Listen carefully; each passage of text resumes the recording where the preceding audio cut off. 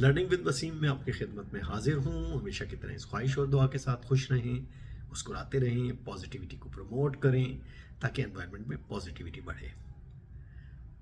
Investment کا لفظ جب بھی سامنے آئے گا تو سامنے فراڈ کا لفظ بھی آئے گا، کیونکہ ہوتا اکثر ایسے ہے کہ جو لوگ انویسٹمنٹ کرنا چاہتے ہیں وہ ہر اسپیکٹ کو اچھی طرح جانچنے کی پوزیشن میں شاید نہیں ہوتے، اور وہ بہت جلدی اعتبار کر لیتے ہیں، اور جیسے ہی وہ اعتبار کرتے ہیں تو آپ سمجھ لیں کہ وہاں سے فراڈیوں کا کاروبار شروع ہو جاتا ہے. جس طرح میں آپ کو ہمیشہ بتاتا ہوں کہ انویسٹمنٹ کے لیے جو آئیڈیل چیزیں ہوتی ہیں وہ آپ کی پراپرٹی، گولڈ، اسٹاک ایکسچینج اور بینکس ہیں. تو یہی وہ مینز ہیں جو پاکستان میں ایزیلی اویلیبل ہیں اور جس میں آپ انویسٹمنٹ کرتے ہیں.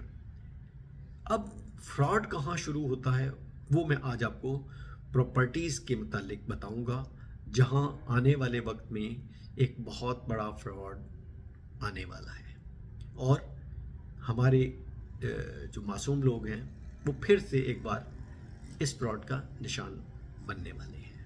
تو آپ نے اس فراڈ سے بچنا ہے، اور کیسے بچنا ہے اور یہ فراڈ کیا ہو سکتا ہے یہ میں آپ کو بھی بتاتا ہوں. اس وقت پراپرٹی کی جو پرائسز تھیں وہ کافی لمبے عرصے بعد یعنی 2024 کے بعد واپس بہتری کی طرف آنا شروع ہوئی ہیں اور بہتر ہونا شروع ہوئی ہیں. اب جب بھی پراپرٹی بہتر ہونا شروع ہوتی ہے تو مارکیٹ میں بہت سارے فراڈیے آ جاتے ہیں. یہ وہ فراڈیے ہوتے ہیں جنہوں نے آج سے 10 سال پہلے فائلوں کے فراڈ کیے، فائلوں کے نام پہ پراپرٹیز بیچیں.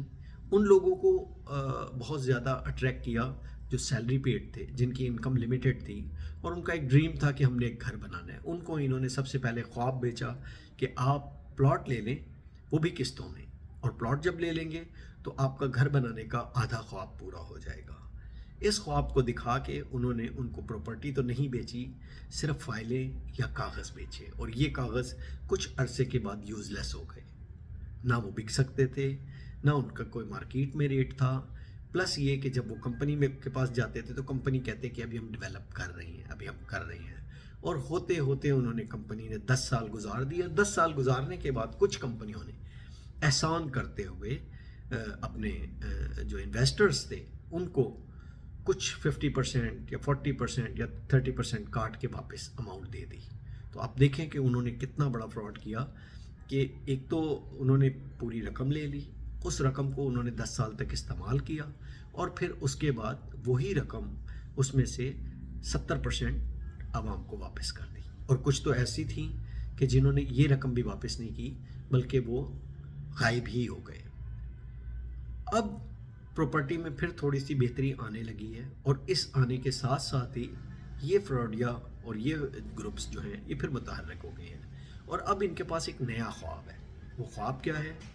دبئی کی طرز کا اپارٹمنٹ لیں جس میں سیکیورٹی بھی ہوگی، جم بھی ہوگا، سوئمنگ پول بھی ہوگا، اور ساری فیسلٹیز بھی ہوں گی. یا آپ ایسے اپارٹمنٹ لیں جو آپ کو رینٹل بھی پے کریں گے، ہائی رائز میں ہوں گے، بہترین علاقوں میں ہوں گے.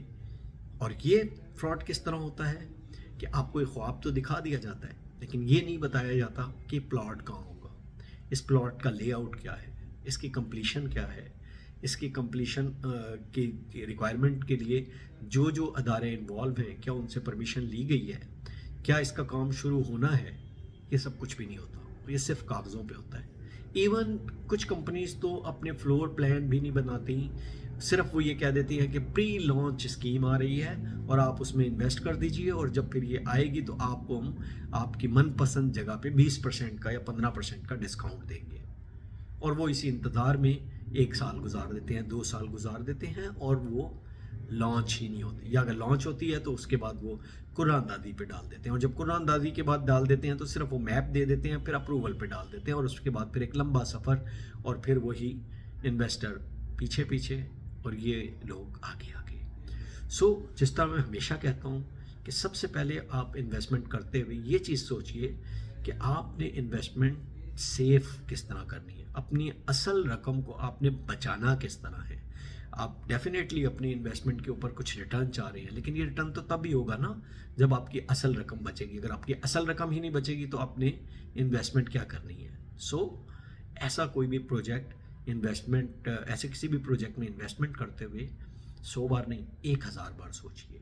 और अगर आप छोटे इन्वेस्टर हैं, आपके पास आपकी इन्वेस्टमेंट जो है वो किस्तों में आनी है, आपकी इन्वेस्टमेंट ऐसी है कि जो आप लमसम इन्वेस्ट नहीं कर सकते, तो फिर आप उसके मुतबादिल ज़राए ढूंढिए। लाइक अगर आपके पास 10 या 20 लाख रुपए की लमसम अमाउंट है तो आप कोई छोटा प्लॉट लीजिए, ऐसा प्लॉट लीजिए जो फिजिकली अवेलेबल हो।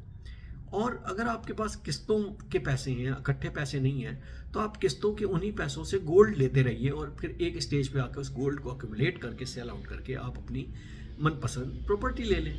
या अगर आप ये भी नहीं करना चाहते, इससे भी छोटे इन्वेस्टर हैं, तो फिर आप स्टॉक मार्केट में जो आपके मुख्तलिफ रीट फंड हैं, जो कि अच्छी वेल नोन कंपनीज के रीट फंड है, जिसमें डॉल्मेन रीट फंड है, जिसमें ग्लोब रेजिडेंसी रीट फंड है, जिसमें टीपीएल रीट फंड है, और इसमें बेशुमार और भी प्रॉपर्टीज़ की कंपनीज़ हैं जो इन्वेस्ट करती हैं मुख्तलिफ प्रोजेक्ट्स में। आप उनमें इन्वेस्ट कीजिए ताकि आपको रिटर्न भी आता रहे और आप जो है महफूज हाथों में भी हो। इसके अलावा सिर्फ ख्वाबों के ऊपर ऐसे बड़े बड़ी बिल्डिंग्स जिनकी आपको 3D एलिवेशंस और 3D पिक्चर्स दिखाई जाती हैं, 3D उनकी मूवीज़ दिखाई जाती हैं, और बहुत बेहतरीन किस्म के सेलिब्रिटीज़ आपको कहते हैं कि आके आप इन्वेस्ट कर दीजिए, इंस्टॉलमेंट में पेमेंट कर दीजिए और 3 साल में आपको हम फ्लैट दे देंगे। तो कभी वहाँ जाने की ज़हमत कीजिए, आपको पता चलेगा कि एक साल तक तो उसकी डिगिंग भी नहीं होती। ऐसी चीज़ों में इन्वेस्टमेंट करने से पहले 100 बार सोचिए, क्योंकि ये आपकी मेहनत का पैसा है जो बहुत जल्दी ज़ाया हो जाता है। इसी के साथ आज की वीडियो से इजाज़त चाहूँगा। नेक्स्ट वीडियो तक के लिए अल्लाह हाफिज़।